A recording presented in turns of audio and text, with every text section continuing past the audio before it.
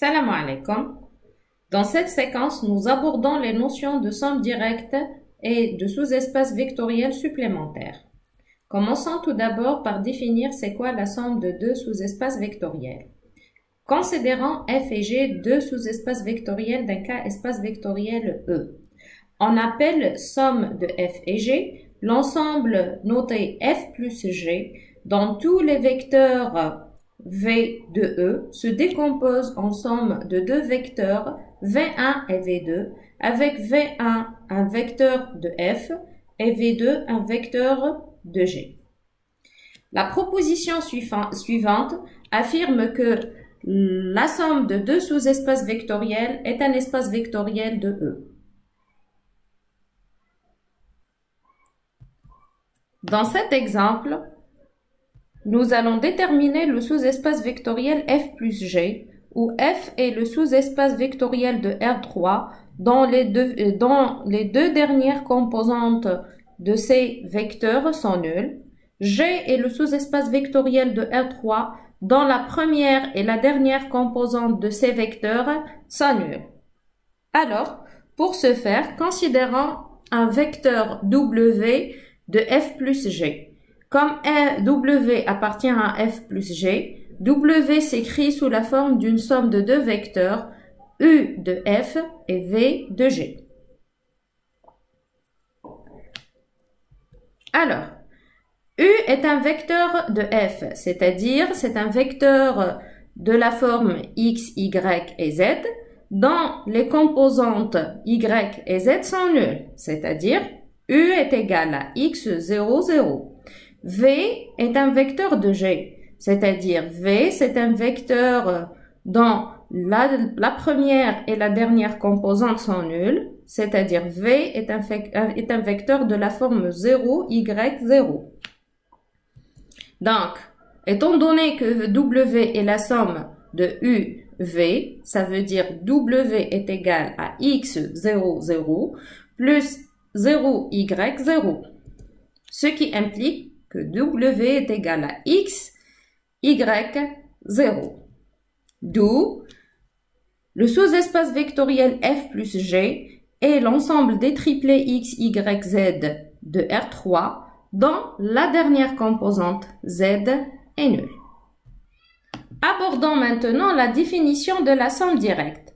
Soit f et g deux sous-espaces vectoriels d'un cas espace vectoriel E. Si tout vecteur V de f plus g se décompose de manière unique en une somme de deux vecteurs V1 de f et V2 de g, alors on dit que f plus g sont en somme directe et on la note f plus entouré par un cercle g. C'est-à-dire, si on prend un vecteur quelconque V, ce vecteur se décompose d'une manière unique, c'est-à-dire le couple V1, V2, le couple est unique. Il n'y a pas une autre décomposition. De sorte que V est égal à V1 plus V2. Dans cet exercice, nous allons essayer de montrer que les sous-espaces vectoriels f et g sont en somme directe. Ça veut dire, nous allons essayer de prendre un vecteur quelconque V et prouver que la décomposition de V en un vecteur de f plus un autre vecteur de g est unique. Alors, on a f le sous-espace vectoriel de R2 dont les composantes sont les couples x, y avec y est égal à 0. De même, G est le sous-espace vectoriel de R2 dont les couples x, y sont de la forme 0, y. Pour que f et g soient en somme directe, il faut que si on prend un vecteur V quelconque de R2 de x, c'est-à-dire un couple x, y, ce vecteur se décompose en somme de V1, V2, tel que V1 appartient à f, V2 appartient à g, et cette décomposition doit être unique. Ça veut dire qu'il n'y a pas une autre décomposition.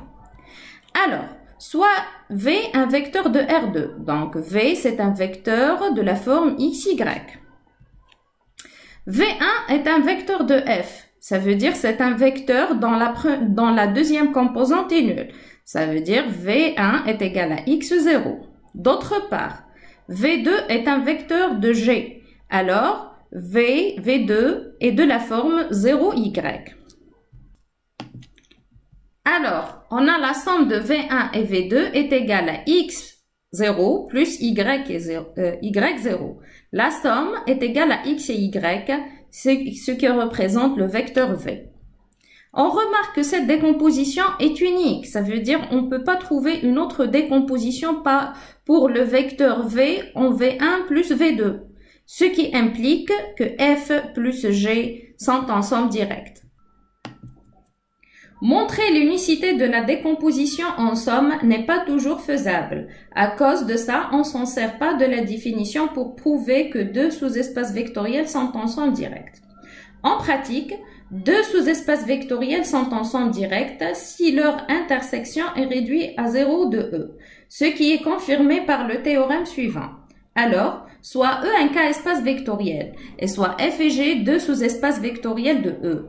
On dit que F et G sont en somme directe si et seulement si l'intersection de F et G est égale au singleton 0 de E. Dans cet exercice, nous allons essayer de montrer que les deux sous-espaces vectoriels F et G sont en somme directe. Pour ce faire, il suffit de démontrer que l'intersection de F et G est égale à 0 de R3.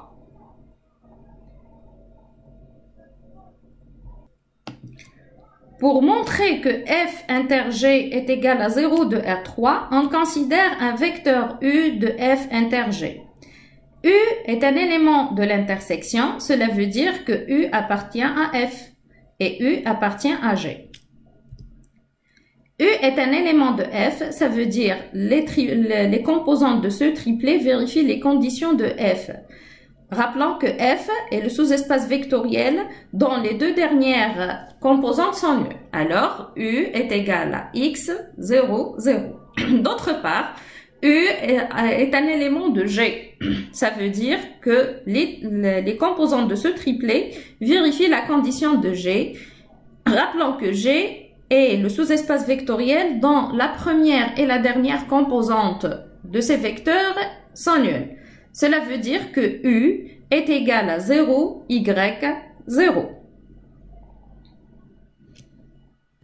Ceci implique que x0, 0 est égal à 0, y, 0, étant donné que U est égal à cette quantité, et d'autre part, U est égal à cette quantité. D'où vient cette égalité? Ceci implique, par identification, que x est égal à 0 et y est égal à 0, d'où le vecteur U est le vecteur nul 0, 0, 0. Ce qui implique que l'intersection de F et G est réduite au vecteur nul de R3, donc F et G sont ensemble. Terminons cette séquence par introduire la notion de sous-espace vectoriel supplémentaire. Alors, soit F et G deux sous-espaces vectoriels d'un K-espace vectoriel E. On dit que F et G sont supplémentaires si F inter G est égal à 0 de E, c'est-à-dire F et G sont en somme directe. En plus, F plus G est égal à l'espace vectoriel E. Exercice. Dans cet exercice, nous allons montrer que F et G sont supplémentaires, c'est-à-dire que F inter G est égal à 0 de R3, étant donné que F et G sont deux sous-espaces vectoriels de R3. En plus, il faut que la somme de F et G est égale à l'espace vectoriel R3.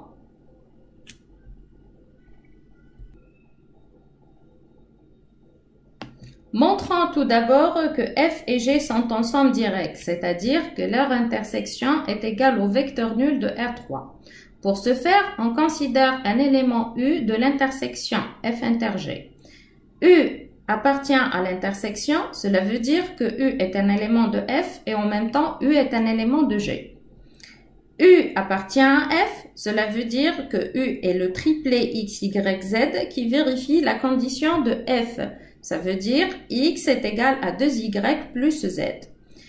D'autre part, U est un élément de G. Cela veut dire aussi que U est le triplet X, Y, Z, tel que la deuxième et la dernière composante sont nulles. Alors, on déduit que U est le triplet X, Y, Z qui vérifie l'égalité suivante. 2y plus z, yz est égal au vecteur x, 0, 0. Par identification, on trouve que u est égal au vecteur nul 0, 0, 0. D'où l'intersection de f et g est égale à 0 de R3, ce qui implique que f et g sont ensemble directs. En deuxième lieu, nous allons prouver que f plus g est égal à R3. C'est une égalité entre ensembles. Cela veut dire que nous allons obliger de démontrer la double inclusion. F plus g inclus dans R3 et R3 est inclus dans F plus g.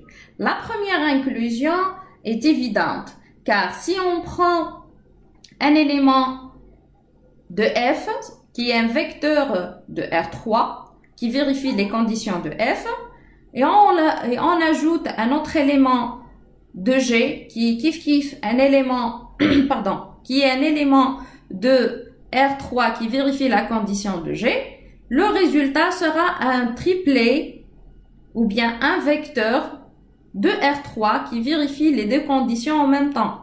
Ça veut dire ça reste un élément de R3. Par contre, la deuxième inclusion qui nécessite du travail.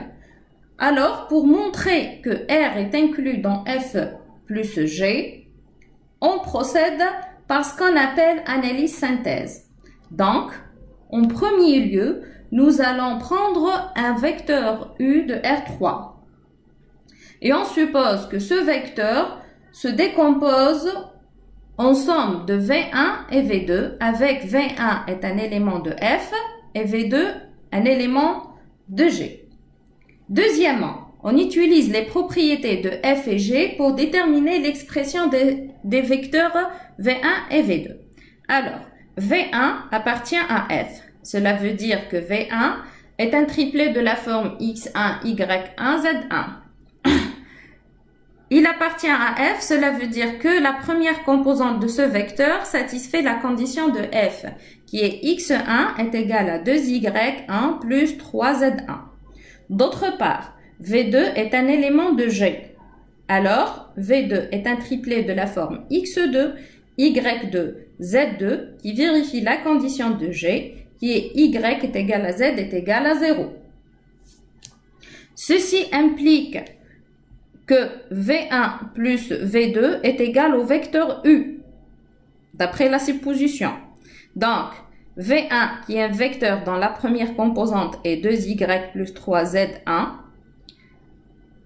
La deuxième composante est Y1. La dernière composante est Z1. Plus V2 qui est le vecteur X2, 0, 0 est égal au vecteur X, Y, Z. En regardant cette égalité composante par composante, on trouve le système suivant. X est égal à X2 plus 2Y1 plus 3Z1. Y1 est égal à Y. Z1 est égal à Z. Ensuite, nous allons essayer d'exprimer les composantes X2, Y1 et Z1 en fonction de X, Y, Z. Cela nous conduit au système suivant. X2 est égal à X moins 2Y moins 3Z. Y1 est égal à Y. Z1 est égal à Y. Est égal à Z. Alors, le vecteur V1 devient le vecteur 2Y plus 3Z, YZ. Le vecteur V2 devient le vecteur X moins 2Y moins 3Z, 0, 0. Finalement, on passe à la synthèse. En choisissant V1 de cette expression et V2 de cette expression, on obtient V1 plus V2 est égal à x, y, z. Il suffit d'ajouter les composantes par composante. La première composante ici vaut x, y plus 0 est égal à y, z plus 0 est égal à z. Donc, la somme de V1, V2 est égale à x, y qui est le vecteur u. Avec V1 est un élément de F, V2 est un élément de G.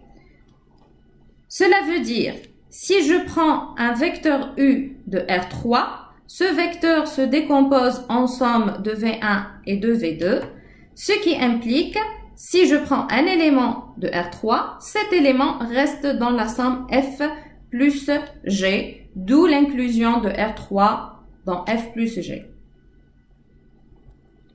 Alors, la double inclusion implique l'égalité entre F plus G et R3.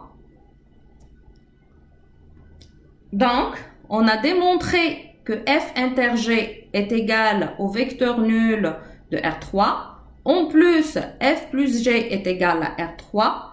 En conclusion, F et G sont supplémentaires.